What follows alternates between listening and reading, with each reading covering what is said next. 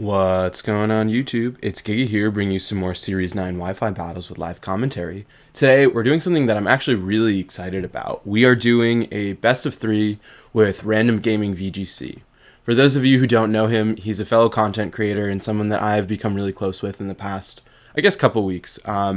He's an amazing friend and, like I said, also an amazing battler, and also he puts out a ton of really cool content. He's doing this incredible series on how to become a better battler for people that are intermediate towards like low advanced, and I really highly recommend checking it out. I personally have learned a lot from it, despite the fact that I try to be aware of what's going on. Like, there's always something really cool that he has to offer, and his insight in trying to build more community discussions about how to approach competitive, I think, is really valuable. So anyway, like I said, he approached me about doing a best of 3, and obviously I was really excited as I need more practice with that. And he said, do you want to use 1 team or 3? And I was like, wait, we can use 3? So I'm actually really excited about that, and I think that that's a really cool concept that not a lot of people use. And so I want to quickly talk about the teams that I'm using. And this was supposed to be on Sunday. But obviously today is not Sunday. Today's actually Friday, and I think this is going to go up on Saturday. So the reason that that is relevant is that some of these teams have suboptimal EV spreads just as a result of me making them really quickly. And the team that I'd wanted to use third is not the team that originally was planned. But that's fine. We're having some fun with it. And I think even still, like, we can do some cool stuff. So the first team that I'm planning on using is this one, and it is a weakness policy Thunderous with Ninetales. So the Ninetales can proc that weakness policy using Ice Shard, and then you have a lot of good synergy between the two of them, with the fact that you have Max Airstream from Thunderous for speed control.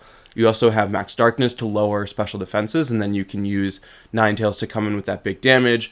Hail will also break a lot of relevant focus sashes, so I thought that that was really cool. On the other side of the core, you do have Sableye with Spectrier. I thought Sableye was a better choice than Grimmsnarl over support, because while Grimmsnarl has fake tears, we do have that helping hand on Sableye, which I think serves as the same function, and also provides Will-O-Wisps to deal with a lot of big threats that can still be scary, such as things like Dragapult or Metagross, which won't be affected by fake tears. You also do have Quash, which I think is really important and makes Sableye overall a really versatile user. Finally, to kind of wrap things up, we do have Urshifu, pretty standard Urshifu water with Choice Band, just to get some big hits in. And finally, we do have a really offensive Porygon 2. Porygon 2 offensively, I think, is really sort of picking up, not picking up in usage, but it has done really well. And I like this because of the fact that this team is so hyper offense, and as much as you want, you can't always 100% deny Trick Room.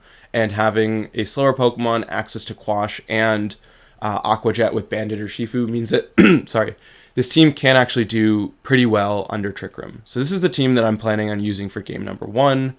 Game number 2 is this team that I've played before. It is my Stack Dose, as I like to call it, where you do have Stack Attacka as one of the main modes, with a lot of support with things like Grassy Terrain to reduce ground move damage, as well as that Misty Terrain from Tapu Fini to also like provide prevention from status. And then you do have the way of triggering weakness policy with Dusclops, and finally you do have Zapdos for a more faster offensive mode. So finally, the last team, I actually haven't even played this team yet. This is a team that's in the works. It's focusing pretty standard Regigigas Weezing. I really just feel comfortable with this archetype and the team that I had planned on using originally. Just like I wasn't gonna take the time to build it, but it was colossal, so it's fine. I do like this team because it does offer a lot of support for Regigigas in terms of having access to both Regieleki and Tapu Fini, where you can use Regieleki for fast Volt switches to bring in Weezing while you get some big hits in, as well as having things like Tapu Fini to set up that terrain to really sort of prevent Regigigas from getting burned. You do also have Moltres in the back as a sort of another strong option, as well as Marowak for some nice coverage. I'm not really the biggest fan of Marowak in hindsight. I think that Lightning Rod can make things a little awkward with Regieleki, and you're kind of forced to Electroweb at times. But we'll see how it goes. This team, obviously, like I said, is still in the developmental stage, but we're having some fun. And yeah, with the intros out of the way, let's just hop into the first game. All right, so hopping into the first battle, this is blind and So we have a Terrakion with Whimsicott, Charizard, Venusaur, Torkoal, and Dragapult. So Urshifu, 100% Sableye. Not Urshifu, Sableye. I think, yeah, I'm going to need all the Quash support I can get. I think that that's going to make a really big difference.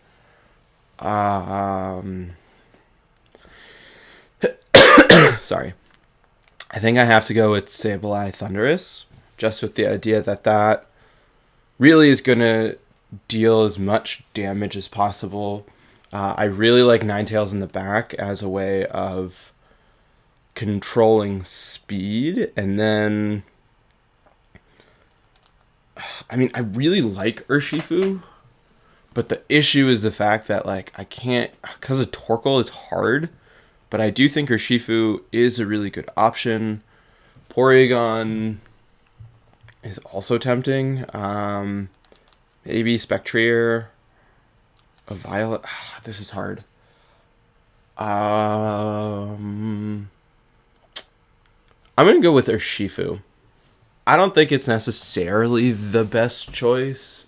But I'm hoping that the fear of Dark Urshifu prevents him from going with going with the Dragapult, because the Dragapult is something I'm afraid of. And this is interesting because it's best of 3, but it's 3 separate teams. So I'm like, do I take notes?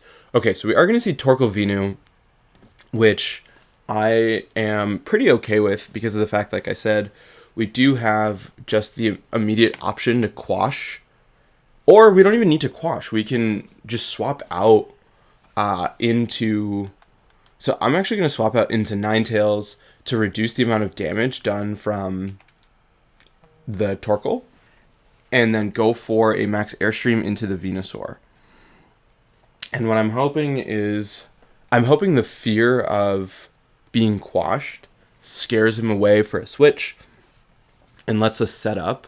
This is unfortunate because I am essentially going to be sacking the Ninetales and actually can put myself in a really bad position overall, with the idea that, okay, because we're not gonna see a switch unless the switch out is from Torkoal, but I don't really expect that, and I think that is just gonna make us in a really sort of awkward spot to be in. But what I'm hoping for is, I'm guessing it's definitely Koba Berry Venusaur, right? Why else would you stay in? So what I'm thinking is, if Thundurus gets put to sleep and we have Ninetales go down to the Focus Sash, we're kind of in bad shape. Okay, we are going to see Smart a Protect from the Venusaur, which is good to know because not a lot of Venusaurs carry that. We are going to just get a little bit of chip damage. And now, I think... Yeah, we do get the nice speed boost. We are going to have to take an Eruption. We do take a Burning Jealousy, which arguably is worse, because now we do have the burn. So that was actually a really smart read on his part, but I think just due to the fact that we do have access to the what is it called? The Blizzard, or not the Blizzard, the weakness policy. It's not the end of the world. I like the idea actually of going for a Blizzard with a max Darkness onto Torkoal. With the, we are kind of sacrificing the weakness policy, and like I said, I don't actually know this team super well, and I probably should have procced the policy because it would have been fun. But I'm hoping if we can pick up the knockout onto Torkoal, we'll be in a good position, just because of the fact that we do have, we do have Urshifu in the back, which can deal with the Torkoal.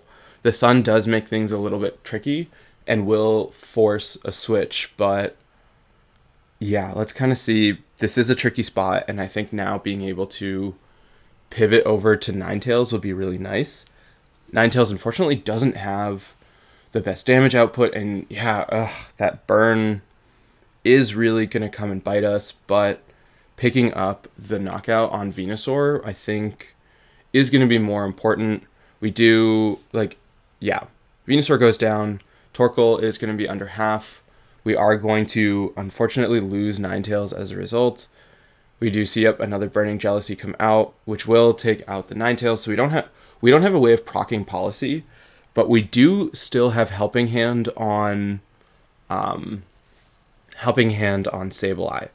So I think, I don't want to say that I've completely lost this, but like, I don't really see how I'm going to come back from this, especially because they can just keep pressuring with the Burning Jealousy, and I don't have a good source of damage at this point. This is actually interesting, though. We do see Charizard come out. So what I'm thinking is we Helping Hand the Thundurus, and we just max Lightning into Charizard. So we know that he's committed full Sun. And so this is actually doable because of the fact that Urshifu has Surging Strike and we have Quash. So if we can get enough damage onto the Charizard, we're actually in an okay position. I obviously really would have liked to proc the Weakness Policy, but hey, we don't always get what we want. Smart to switch out the Torkoal. We do get to see the last one, which is Terrakion, which is going to be another problem. And interestingly, he's still not going to max. We are going to see a Smart Protect by the Charizard. And now, because now is the question of how do I deal with both Charizard and Terrakion? I think I have to get a burn onto Terrakion, and I have to go for another Wild Charge into Charizard. It will be a little bit difficult due to the fact that it is going to be unboosted, but it's not going to be through Protect.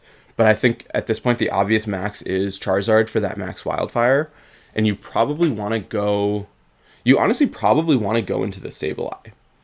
But that being said, I'm still going to try and Will-O-Wisp this Terrakion just to slow it down a bit. And go for a Wild Charge into this Charizard. Just to, like I said, get some damage. I think the Burning Jealousy was a really smart play over Eruption. In the event that like I would have gone for a target. Very smart switch out into the Torkoal.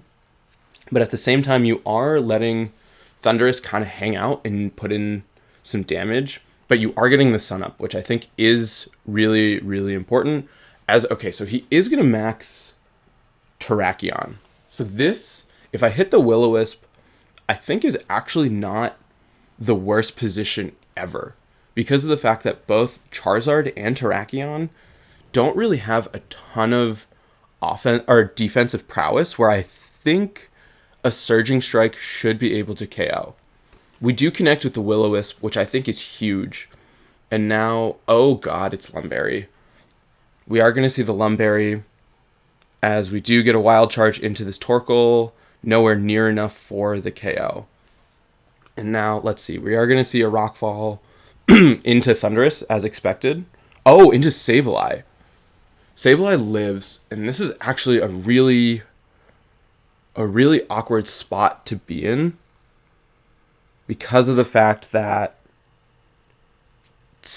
I wanted Sableye around, and I can't really switch into Urshifu. So we are going to... I'm going to still go for a Will-O-Wisp.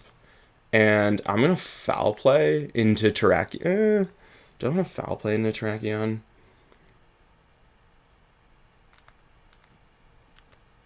I'm going to go for a Fly with hopes of wasting a max move. We could, I mean, we don't have the Sun anymore. So we honestly, like, we have 3 things that are weak against Urshifu. The problem is 2 of them are faster. So the question is, yep, Smart Max Guard, as that guarantees Sableye goes down. Probably should have gone for a Helping Hand into Thundurus, but that actually doesn't really make a difference. We are going to just like try and stall things out. But yeah, so we are going to lose Sableye. we're going to be forced to bring out... God, this is just I guess the best way to beat hyper offense is more hyper offense. Thunderous is super low. We do have Bandit or Shifu, which means that we do unfortunately have to go for Aqua Jet. And we know that Terrakion cannot protect. So we can Aqua Jet here with the hope that we'll pick up the knockout onto Torkoal with Thunderous. I don't think it's going to do nearly enough, but I would like to pretend that it's going to... I mean, it is Banded, and it is Urshifu, but even still, like, this is a max Terrakion at almost full. And, yeah, the Lumberry, I think, is a very common item for Terrakion, but I was kind of hoping for something like Assault Vest. We're going to do literally nothing, which means that you can pretty easily finish off my Urshifu, especially if this... Okay, so we do pick up the knockout, but I don't think that in the end is going to be relevant. Because, yeah, you're just going to knuckle, unless Urshifu lives, which it's not going to. Urshifu... Okay, Urshifu lives. So that was a surprise. I still think it's a little bit tricky, but that is the last turn of Terrakion's max, right? Because they went for... No, there's one turn left. No, there was a Max Guard, there was the Rockfall, and there was the Knuckle. So, yeah, so Terrakion's done with Max. So I actually think a Surging Strike can pick up the KO, but I expect... I mean, I've seen a lot of Protect, so I actually expect Terrakion to protect this turn. Yeah, that's just tricky because I need to get this right. I need to have Terrakion protect, and I need to have the double knockout into the Charizard. The correct play... Oh, but you can't... Oh, you can't protect against Urshifu. God, I'm so bad at this game. Oh, that makes... Okay, so... That was a mistake. I keep forgetting how Urshifu works. We are going to see the protect on Charizard. So if I had actually remembered how Urshifu works, I think... Yeah, so we do get the knockout here. Thunderous is going to Wild Charge into Terrakion, which is going to do not that much. And then Terrakion is going to be able to just finish off Urshifu with Close Combat. So if I had remembered that Urshifu ignores Protect... Yeah, because then I would have Aqua Jetted into Terrakion to get that knockout, and then... yeah, because then Charizard obviously would have gone down, so I should have done it that way, being like, oh, obviously it's going to work, where the safer option is just to Wild Charge that way, whereas I knew we would have picked up the knockout. Yeah, let's get a trainer card. So let me just quickly message him. Have Aqua Jetted into...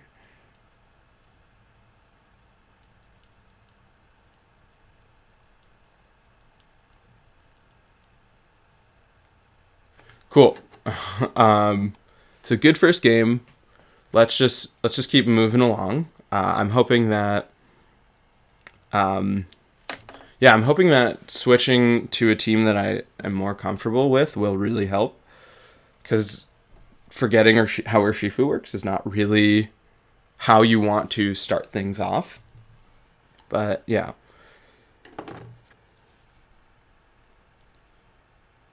It's just, yeah, that was a super easy read because of the fact that I mean, the correct play would have probably been to just double attack.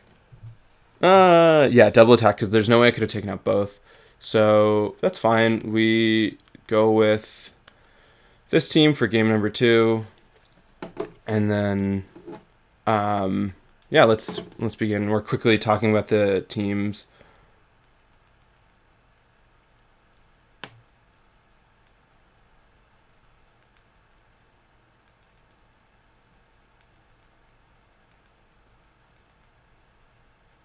God, I cannot type. Okay, cool.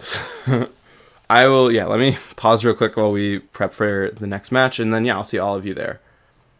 All right, game number 2, and luckily I do know the items of all of the Pokemon on my team. So, he has Conkeldurr with Hatterene. There is the Rhyperior, Dusclops, a Celesteela, and Lapras. So this is a really heavy Trick Room team on his part. But at the same time, I think Stack Attacka is a really good option going against it. So is Tapu Fini, where Tapu Fini has just a lot of really good answers. I also do like Incineroar, just due to the fact that so many of my opponent's threats either have to worry about a lot of damage from Incin, or they what's it called? They don't like Intimidate. English. Okay, so I also the Lapras is hard. So I'm actually thinking Rillaboom with Tapu Fini. And the idea that I can, if they bring out something like, I guess I'm really afraid of Lapras, and then Incin stack in the back with the idea of going for a max on stack. The only thing that is a little bit tricky, though, is the fact that with, with Fini and Rilla out first, we are going to set Grassy Terrain, so if he wants to, like, max Hatterene turn 1, kind of a tricky spot to be in. But, let's see. Lapras is, like I said, the fear, which we are going to see Lapras, so that means that I actually have to go for I don't want to max Rillaboom. I mean, I kind of have to max Rillaboom. And yeah, I don't have Dusclops either, which makes things really tricky because of the fact that I can't even just Brick Break. Yeah, you are going to see my Selfest, and you are going to see Leftovers. I think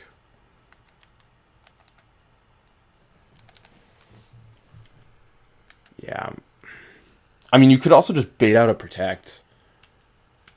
And let's go for a Calm Mind. I want Fini to set up a little bit, knowing the fact that there are a lot of threats that don't like getting hit on the physical side. Or not on the physical side, the special side.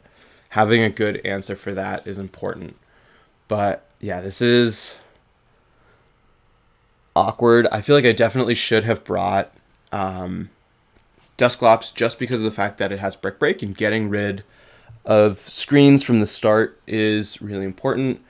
We are going to see Rillaboom max, which makes sense. I did train it to outspeed a Lapras, and even if that Lapras doesn't max, that's fine.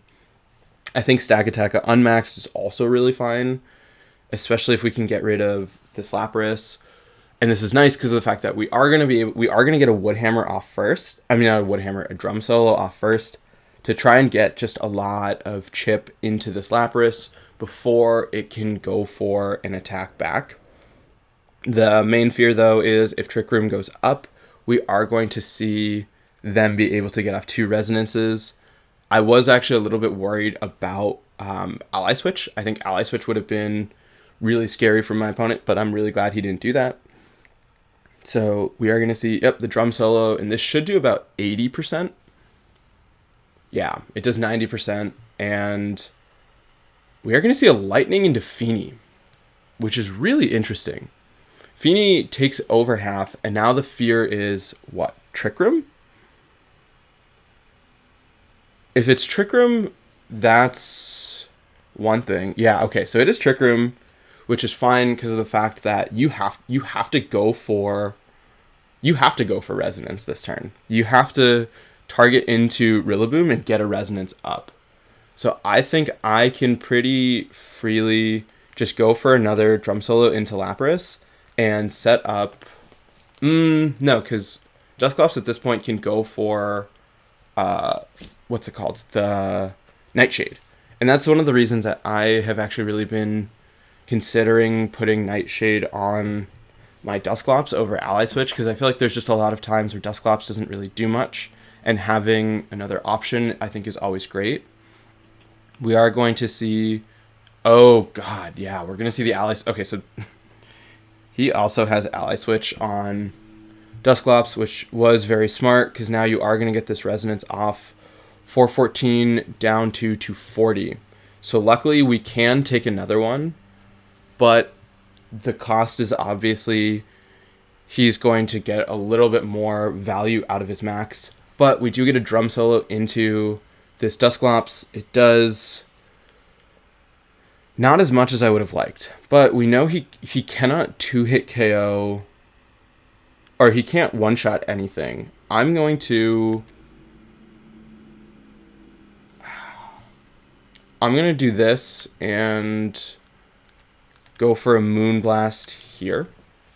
Okay, so we've seen Trick Room, we've seen Ally Switch, most likely Pain Split and what is it called? Pain Split and Nightshade.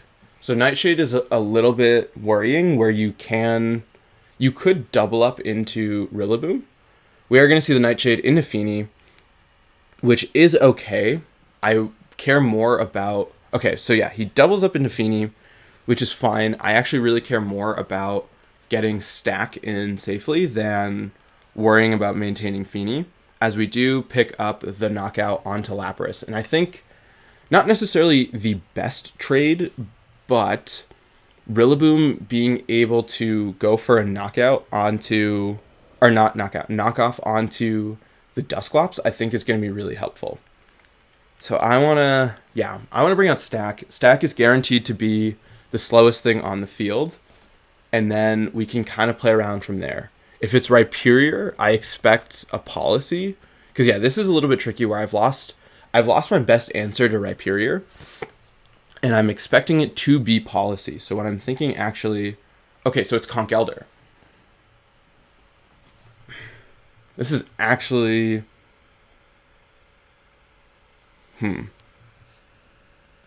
yeah, it doesn't help that neither of them have... Okay, so I want to go for... I'm going to knock off on a Dusclops, and I'm going to switch out into Incin with the idea that we can get off an Intimidate onto this Conch Elder, and we can severely cripple this Dusclops just to kind of try and get us back into a good position. Conch Elder is a little bit scary, but getting pressure I think is going to be important. And yeah, just setting that up. I think if need be, we do want to actually cycle out the Rillaboom just because we want to be able to use the Fake Out, or not the Fake Out, the Grassy Glide. And not having access to that right now is a little bit tricky. We do get the attack drop onto Conch Elder. It honestly might be worth doubling up into it. I do lose a fair bit of HP from that. We are going to take a Drain Punch onto the Rillaboom. Interesting choice, which, I mean, I think it makes sense to cover for a switch out. We do pick up the knockoff onto the Dusclops as we do get rid of its Eviolite. And we do... Okay, so it is Flame Orb Conch Elder, so we know it's Guts. I want to... I could just Woodhammer. How many turns of Trick Room are left? There is one turn of Trick Room left. I want to actually go for... Nope, not you. I want to Woodhammer the Dusclops. I'm going to go for a Woodhammer onto Dusclops. And then Fake Out onto Conch Elder. Just with the idea that let's try and get rid of Dusclops as much as we can. And then if we can make it a 2v3, I'm feeling pretty good. Because we are going to try and cripple this Conch Elder, getting it to like -2. We do unfortunately have to take the Nightshades. And that's making things really, really tricky. We do pick up a Woodhammer. Not as much as I would have liked. Just, yeah, as a result of the Aurora Veil. And we do see, yeah, it is Light Clay on the Lapras. Another Woodhammer, though, will pick up the knockout onto Dusclops. And I want a Parting Shot into Conch Elder. Because then, yeah, even if we lose Rillaboom, we are going to have a faster Incin that can go for a Fake Out, which can let Stack go for something like a Body Press. And then I'm hoping the last thing is not Rhyperior. Rhyperior definitely is going to cause some issues just being so physical, and losing Tapu Fini made it really hard. And if I'd known he was going to focus so much into it, I probably, yeah, in hindsight, I actually really should have switched out from Tapu Fini into Incineroar. We are going to see the Woodhammer come out, which will Yep, it will pick up the knockout. The crit I don't think mattered, as we are going to... Yeah, Rillaboom is almost down. We are going to be able to Parting Shot onto this Conch Elder, which puts Conch Elder back to neutral. And we can bring out Stack Attacka pretty safely. All right, here comes Stack. Stack does have the weakness policy, but, I mean, Conch Elder still is doing quite a bit of damage. And so if he does go for... We do see the Drain Punch into the Rillaboom slot, which is great, because Rillaboom doesn't have a lot of HP, and now we are going to be able to bring in Incin with Fake Out Pressure, as well as the Intimidate, to try and really hopefully set up for Stack Attack of finishing things off in this endgame. And I think it really will depend on what he has in the back. We are going to see, yep, Incin come out, as his last is going to be Celesteela. Celesteela actually, depending on the set, doesn't actually really have a good way of dealing with Stack. And also we do have Fake Out with, I mean not Fake Out, Flare Blitz with Incin. So I want to actually go for a Fake Out here, and Gyro Ball is not very...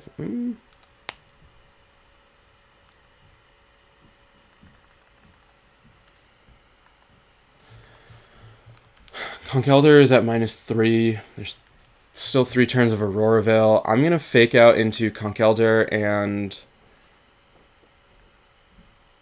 I could Body Press the Celesteela. Sorry, 1 second. Sorry, all that happened was that Stack Attack got seeded by Celesteela. So we know that this is a more defensive Celesteela, which means... what? I have to wait until we get rid of this... So knowing it's a defensive Celesteela, I want to Parting Shot the Conch Elder and go for a Body Press into it, because what I want to do now is I want to try and pick up a boost against Celesteela.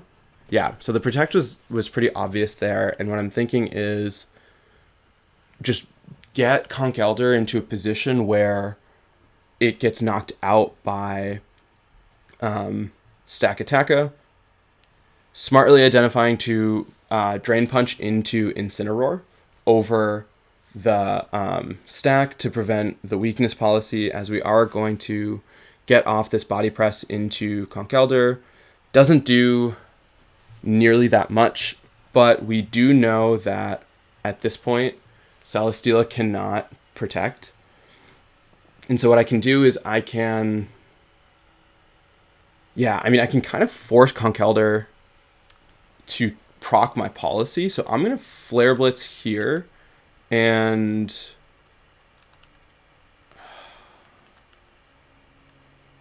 yeah, all of my choices are bad, and go for a Trick Room. I don't really see a good sort of out. Mach Punch, just kidding, it is Conch Elder. So that was super smart. And now we are playing this fun game called How Many Flinches Can We Get? 126 down to 48. Yeah, and I think seeing just how much damage that, that Flash Cannon did, this should pretty comfortably be game. I don't really see a good sort of way out for me to come back, because one more Protect will allow you to live. So I would actually need... Oh yeah, and you have Mach Punch. So unless I would need Mach Punch to not KO, then I would need to get a flinch and KO onto Celesteela, as well as KO the Conch Elder.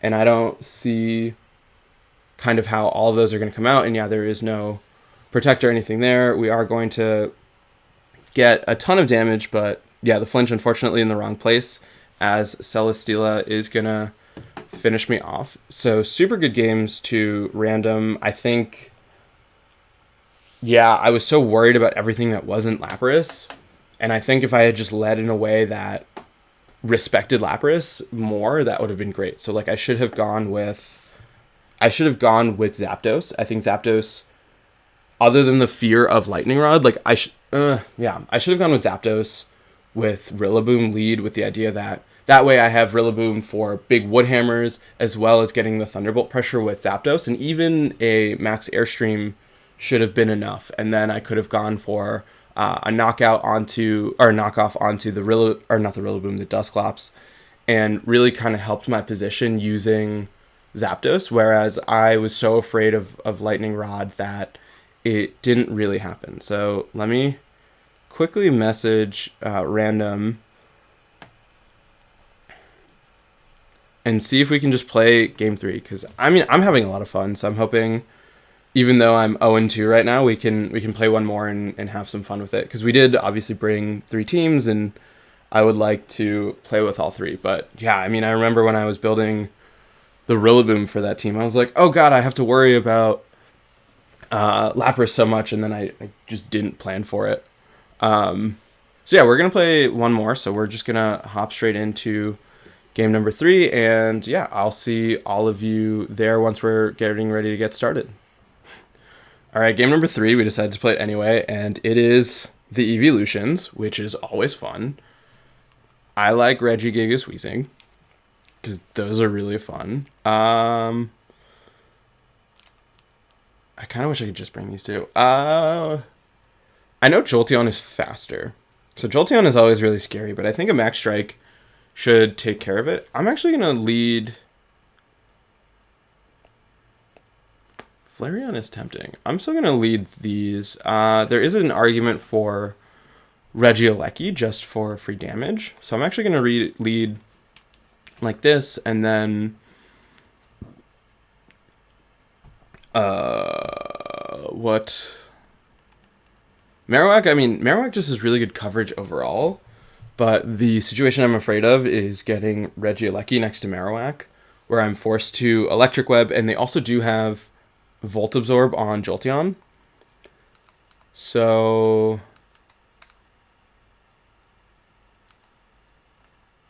I'm going to go with Marowak in the back.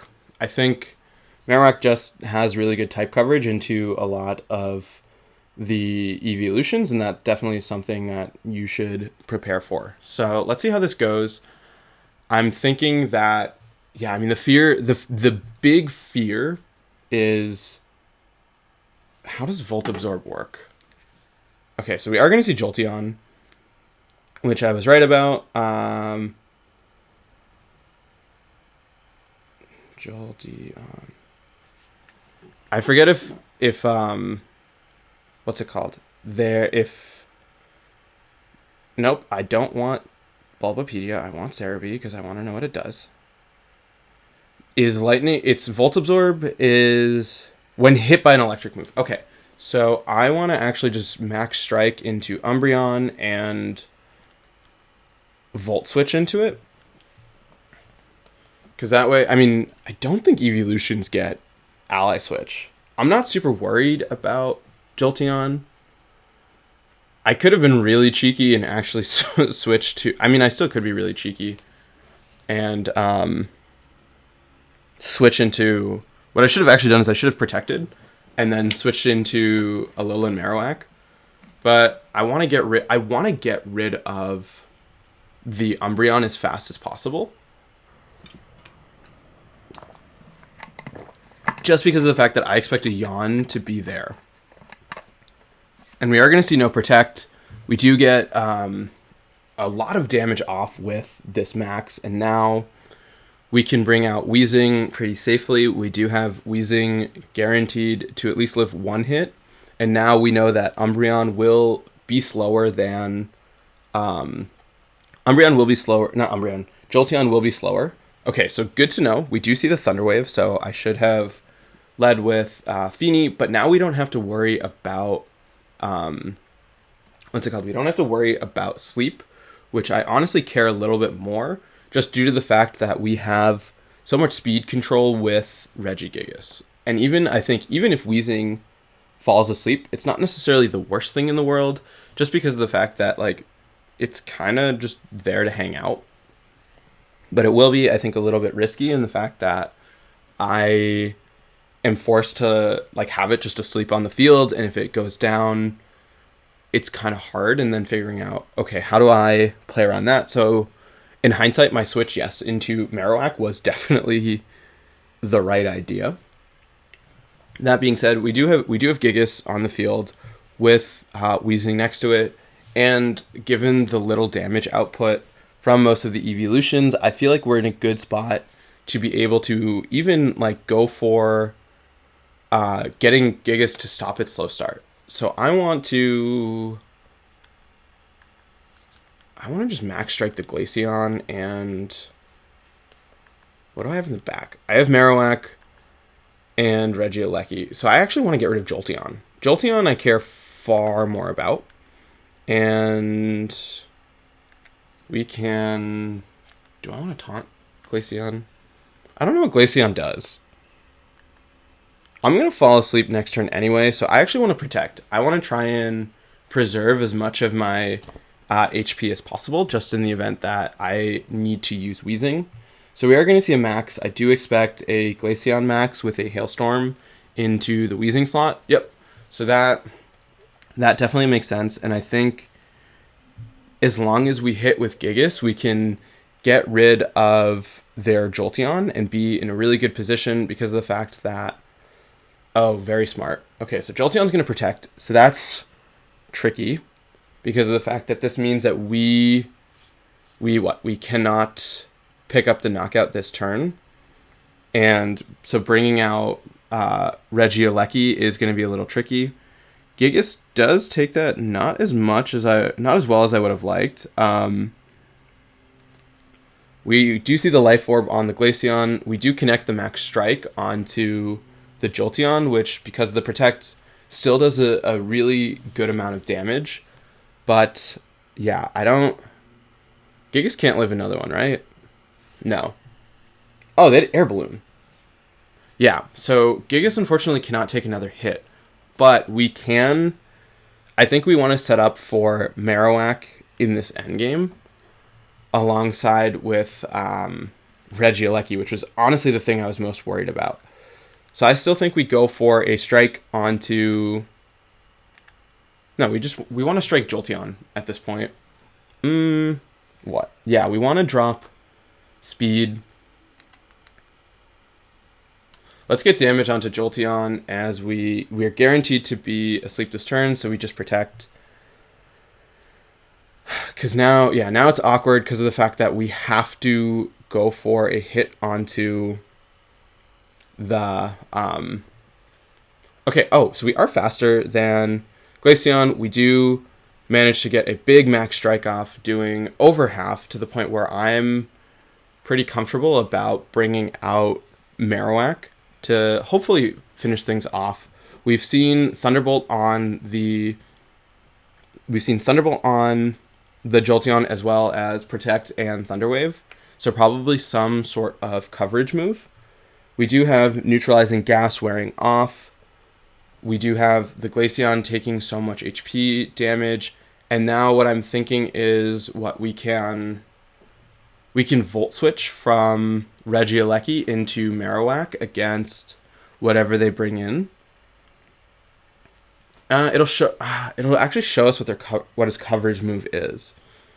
So I want to get rid of Jolteon. I'm going to high horsepower here, and Thunderbolt does more. Thunderbolt into Glaceon. Just because I want to try and get damage, and I feel like even if I don't pick up the knockout with Regieleki, the residual from Life Orb will. We are going to see no Protect. I didn't even know that Glaceon... Okay, so Glaceon avoids the attack, which is not good, as we do take a Hailstorm from this Glaceon, which is going to pick up the knockout. So that's really scary. Now I need to not be paralyzed and pick up the KO with this high horsepower. We do connect, which is really good. Jolteon is going to go down, and now we can bring out Marowak. And I feel like, Regigigas though is so low. But Marowak, I'm hoping is strong enough to kind of clean up this endgame. Depending on what he has in the back. So we do see Sylveon come out. So Sylveon's a little bit tricky. We know Glaceon has Protect. I'm expecting a Protect there. I have 1 turn left with Regigigas regardless, so we're just going to nuke you and go for a Protect. And then, yeah, so if we can get Glaceon to Protect as well, I think then we can go for... I think we should go for a KO onto the Sylveon, with the idea that Sylveon is going... actually, neither of them should have good damage into Marowak regardless. We do see a Hyper Voice come out from the Sylveon, because Sylveon generally only has Mono Fairy. Unfortunately, Gigas is not going to be able to live the hit, but more importantly, we did see... Oh god, it's Throat Spray. Makes a lot of sense. We do get a little bit of chip, so now is the question of... Yeah, the problem with Marowak is the only 100% accurate move it has is